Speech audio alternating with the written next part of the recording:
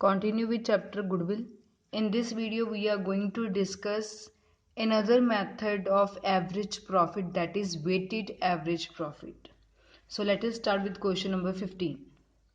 Raman and Daman are partners sharing profits in the ratio of 60:40, and for the last 4 years they have been getting annual salary of 50,000 and 40,000 respectively.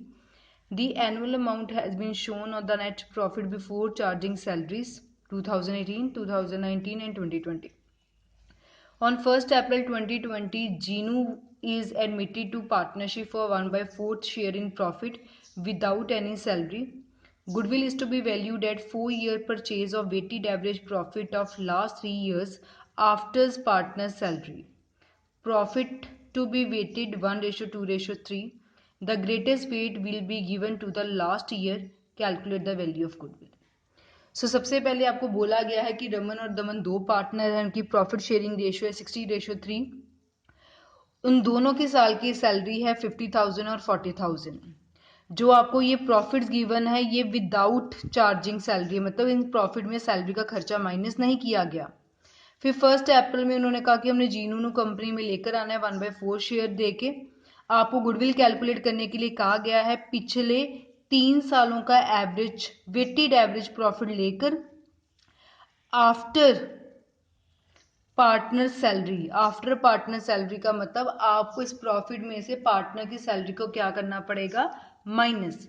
और फिर आपने weights assign करने हैं. Greatest wait देना है सबसे last year का. Value of goodwill calculate करो. ये हम सीखेंगे कि वेट्स कैसे दिए जाते हैं. सबसे पहले एडजस्टमेंट टेबल बनाया जाएगा क्योंकि इसमें सैलरी वाली एडजस्टमेंट है. एक भी एडजस्टमेंट आ जाए तो आपको एडजस्टमेंट टेबल बनाना पड़ेगा. ईयर, प्रॉफिट, एडजस्टमेंट्स, फिर आ गया नॉर्मल प्रॉफिट. ये मेथड बिल्कुल सेम है जो हमने पहले क्वेश्चंस में भी डिस्कस किया. ईयर आपके पास है 2018, 2019, 2020. 18 का प्रॉफिट गिवन है 1,40,000, देन 1,01,000, देन 1,30,000.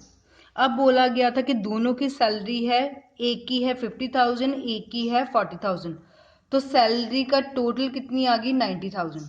अब सैलरी तो पक्का कंपनी को देनी ही पड़ेगी, ये तो इसके लिए एक्सपेंस है. जितने भी खर्चे होते हैं वो तो हमेशा डालने पड़ते हैं और खर्चों की वजह से जो हमारा प्रॉफिट है वो कम हो जाता है. सो टोटल हमारा खर्चा कितना आ गया, 50 + 40 90,000. तो सैलरी तो हर साल दी जाती है, एनुअल सैलरी है, मतलब ये खर्चा हर साल का होगा. हर साल हमने 90,000 की सैलरी दी. सो 90,000 माइनस में आएगा क्योंकि ये एक्सपेंस है और एक्सपेंस से हमारा प्रॉफिट ज़रूर कम होता है. इसके अलावा हमें कोई भी और एडजस्टमेंट्स नहीं गिवन, बस एक ही खर्चा था वो हमने डाल लिया. 1,40,000 से 90,000 माइनस किया गया 50,000. 1,01,000 से 90,000 माइनस किया ये आ गया 11,000. 1,30,000 से 90,000 माइनस किया ये आपके पास आ गया 40,000. क्लियर. ये तो हमने नॉर्मल टेबल बनाया, but this question was about weighted average profit. अब आपको इसके फर्दर कैसे करना है कि जो आपने नॉर्मल प्रॉफिट कैलकुलेट किया है इस प्रॉफिट्स के ऊपर हमने क्या लगाना है, वेट्स. और उसके बाद हम क्या कैलकुलेट करेंगे, वेटेड प्रॉफिट्स. सो ये स्टेप इस क्वेश्चन में न्यू आया. हमने नॉर्मल प्रॉफिट कैलकुलेट किया है 50,000, 11,000, 40,000. वेट्स कैसे कहा कि the greatest weight be given to the last year. ये बात हमेशा ध्यान रखनी, जो सबसे लेटेस्ट ईयर होगा उसको सबसे ज्यादा वेट मिलता है. सो ये आपका ईयर था 2018, ये था 2019, ये था आपके पास 2020. सबसे लेटेस्ट ईयर क्या है, 2020. सो इसको सबसे ज्यादा वेट देना है 3, 2, 1. जो सबसे पुराना साल होगा उसको सबसे कम वेट दिया जाएगा और सबसे लेटेस्ट वाले को सबसे ज्यादा दिया जाएगा. ये आपको हमेशा ही ध्यान रखना है whether it is given in the question और नॉट. फाइन. अब वेट्स को मल्टीप्लाई करना है. 50,000 मल्टीप्लाई 1 तो ये आ गया 50,000. 11,000 मल्टीप्लाई 2 22,000. 40,000 मल्टीप्लाई 3 1,20,000. अब इसका टोटल कर लेना, ये आपके पास आ गया 1,92,000 और वेट्स का टोटल कर लिया, ये आपके पास आ गया 6। दोबारा देख लें, ये वाली फॉर्मेट तो हमने पहले ही सीखा है कि जो आपको ईयर गिवन है, जो प्रॉफिट है उसमें से जो एडजस्टमेंट्स प्लस माइनस होती है वो करके नॉर्मल प्रॉफिट कैलकुलेट कर लो। अब आपके पास जो नॉर्मल प्रॉफिट आया इसके ऊपर हमने वेट्स लगाने हैं। वेट्स आपको 1, 2, 3 दिए गए हैं, सबसे लेटेस्ट ईयर को सबसे ज़्यादा वेट देना है। सिंपल मल्टीप्लाई किया, वेटेड प्रॉफिट आ गया 1,92,000 और वेट्स का टोटल कर लिया। अब ध्यान देना, हम निकालने लगे हैं वो वेटेड एवरेज प्रॉफिट। अब इसको कैसे कैलकुलेट किया जाता है, जो आपका वेटेड प्रॉफिट आया, जो टोटल आया 1,92,000, पहले हम डिवाइड करते थे नंबर ऑफ ईयर्स के साथ।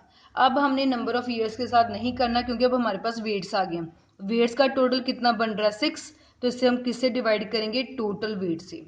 सो वेटेड प्रॉफिट ऊपर रखना है, डिवाइडेड बाय टोटल वेट कर देना है, तो ये आपके पास आ गया 32,000 रुपीज। फाइन। अब हमें गुडविल कैलकुलेट करनी है। सो गुडविल कैसे कैलकुलेट करेंगे, weighted average profit multiply number of year purchased. Weighted profit अभी हमने कैलकुलेट कर लिया 32,000 multiply number of year purchase.